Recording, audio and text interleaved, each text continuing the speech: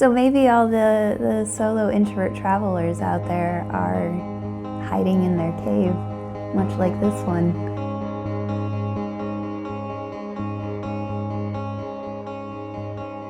Hello lovelies, and welcome back to another episode of Squeaky's Cauldron. I am, as ever, your humble host, Sarah Evergreen.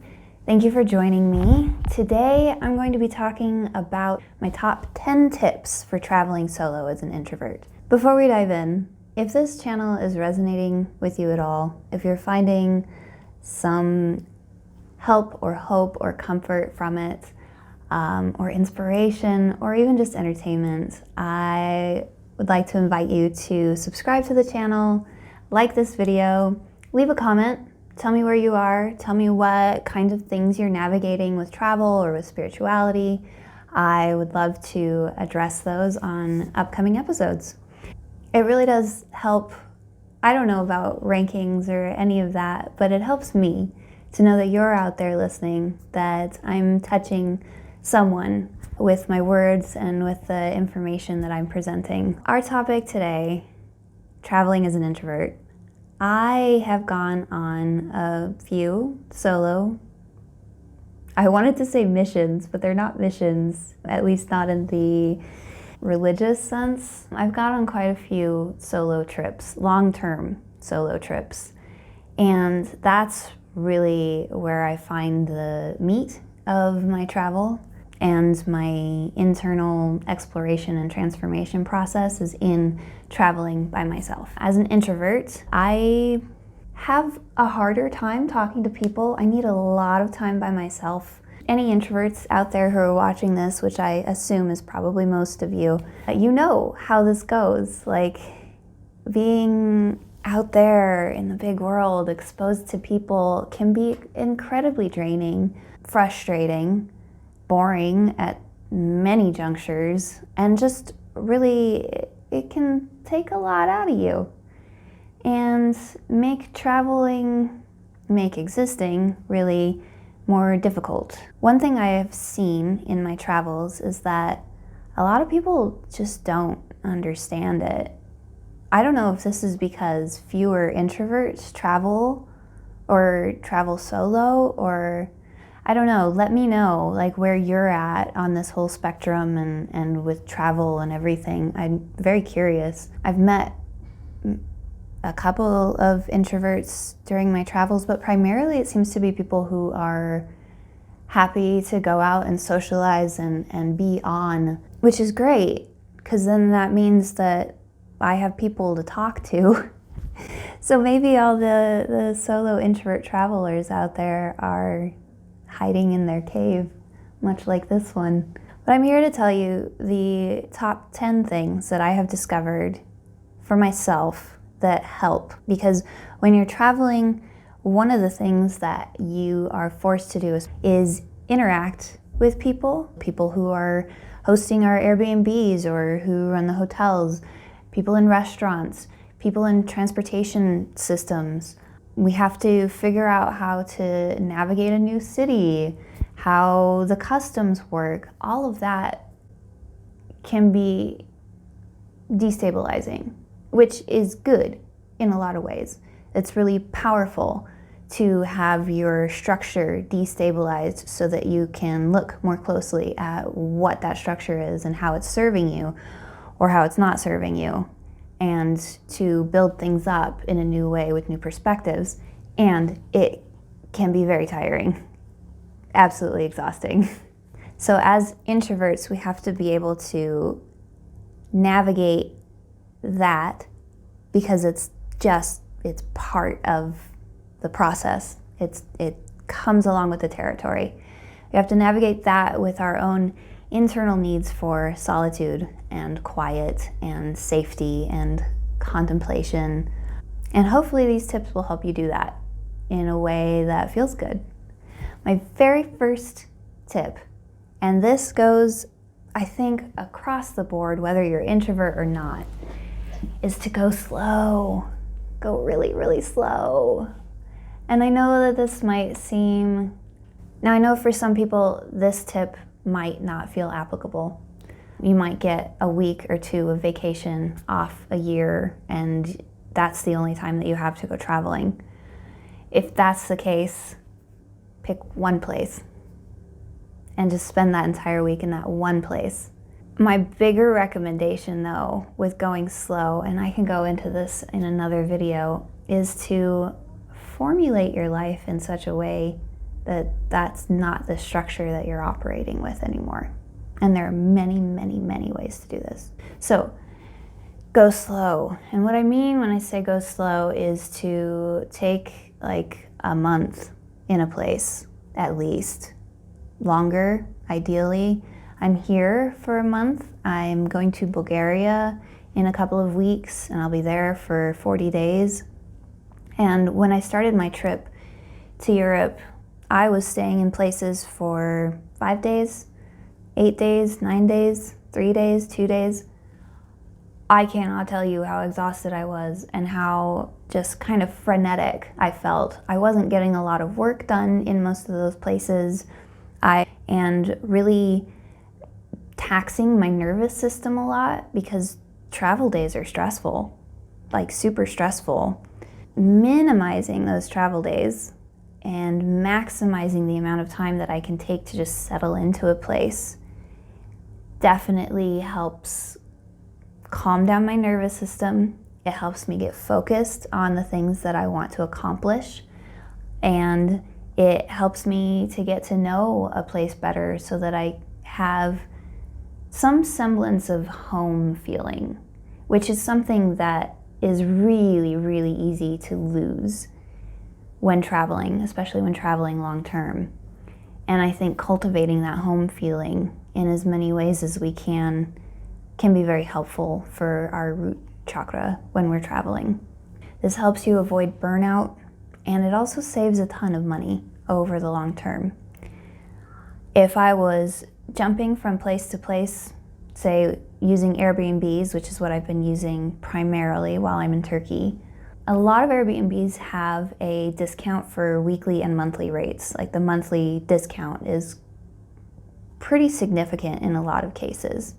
So if I was staying 4 or 5 days in a particular place, I would end up paying a heck of a lot more per night for each place. And I would also be paying transportation costs on top of that. So that adds up pretty quickly.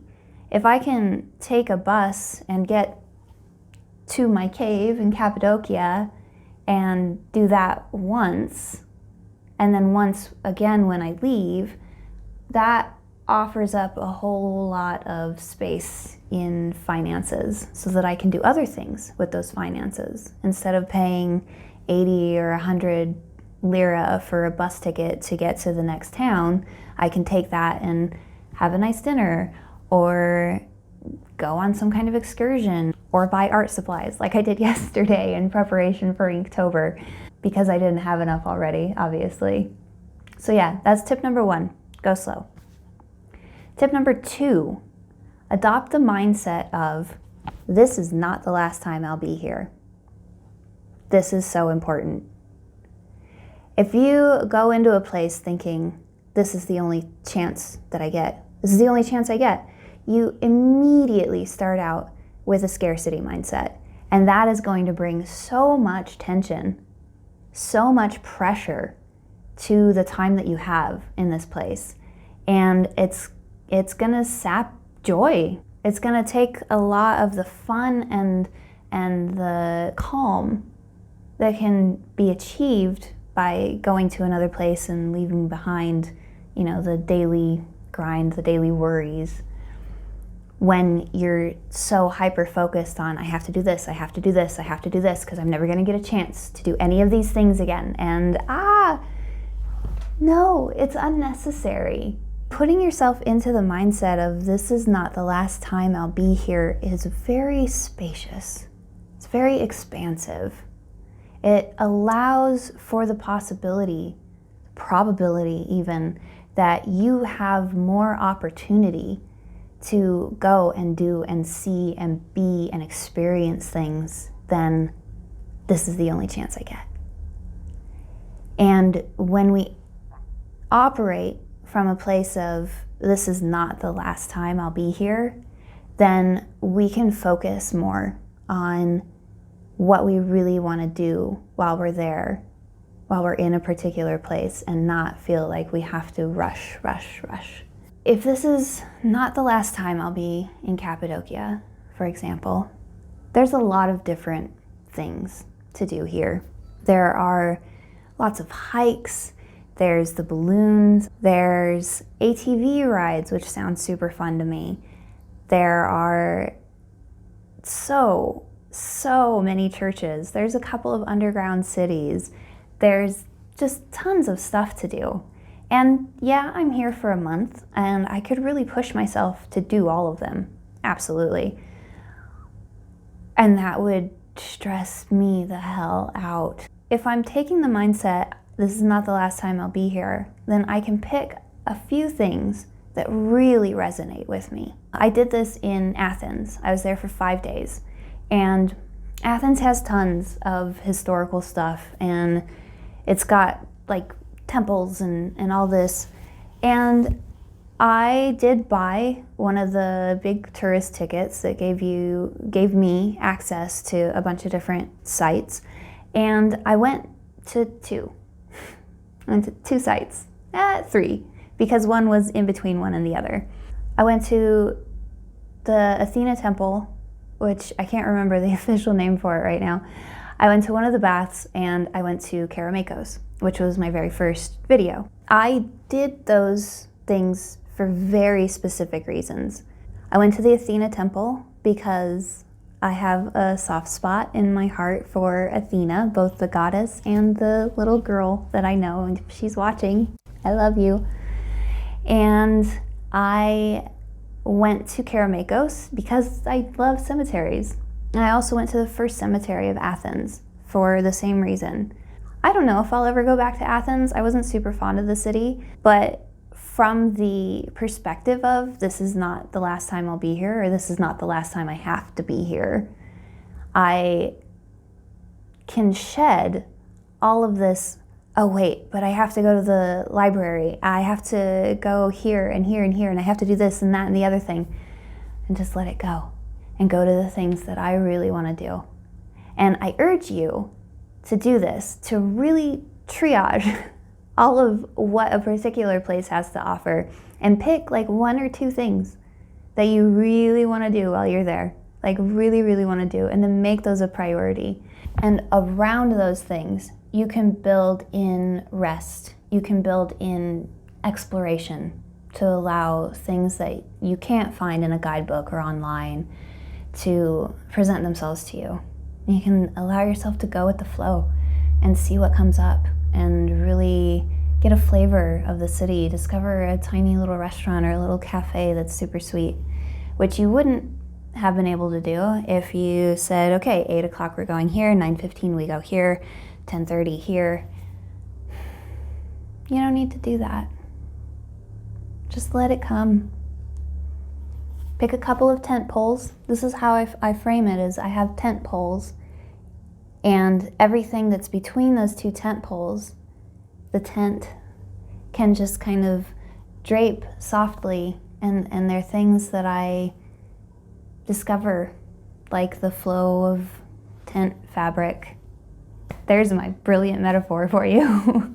In this vein, fuck the guidebooks. Use them, yeah, like get some ideas there, but do a different kind of research. What are you interested in? Google it. Google this thing in this city and see what pops up. For Istanbul and Athens, for example, I looked up cemeteries, I looked up haunted houses, I looked up just like weird Athens or weird Istanbul or creepy or spooky, because those are the things I'm into. And I found a whole bunch of cool things. Another resource that I've used a lot is Atlas Obscura. If you're into weirder things, Atlas Obscura features a lot of curious things in different cities. Tip number 3, wear your headphones. Now, this starts to go into how I choose to interact with my environments in the outside world. There can be a lot of input and a lot of people demanding your attention Even in a small town like Mustafa Pasha, where I'm at right now, if I go out, there are people who are selling clothes and trinkets and stuff who really want my attention. And I don't want to give it a lot of the time. And especially if you're a woman, there can be a lot of men who try to get your attention. I have earbuds. They have a cord around the neck, so they're relatively obvious that I'm wearing them. Some people don't give a shit. Some people just do not care at all, no matter how big your headphones might be. However, it does add a layer of protection between myself and the rest of the world. And this boundary can be small, in which I just have the headphones in, nothing is playing. I'm using them primarily as a way to buffer myself from the people who are trying to get my attention. It's a way to not respond when someone calls out to me and not feel like a total dick about it. I can make that boundary and that buffer stronger by putting on a podcast or putting on some music. When you have headphones in, you can really curate what your intake is. Without the headphones, it's the sounds of the city, cat or dog fights, people having conversations, people selling things. One thing that I've found for myself that's really important as an introvert is being able to curate my intake. Some days, I want to go out and hear the sounds of the city. I want to experience exactly what that sounds like. Other days, I want to be absolutely sure of what I'm going to be hearing in my ears. Do I want to hear a funny podcast? Do I want to hear a particular kind of music? I get to choose that. And that's super empowering, and it gives me more sense of freedom because I know what's happening here at the very least. And I keep my eyes out for what's going on around me, so I'm not totally blocked off. But I operate from a place of general safety and this idea that the world is essentially kind, that people are essentially kind. And by and large, they are. That's exactly what my experience has been. Another aspect of this is that very, very few people out there on the street have a legitimate reason to say anything to me. And if I don't want to respond, that is completely within my right. I don't have to. You don't have to. Hey guys, thank you for watching part 1 of how to travel as an introvert without losing your mind. Come back on Friday for part 2 for more tips and tricks, and in the meantime, check out some of my other travel videos. If you haven't already, please like, comment, and subscribe. Also, be sure to check out the Squeaky's Cauldron podcast episodes for some witchy goodness, and I will see you next time. Ciao!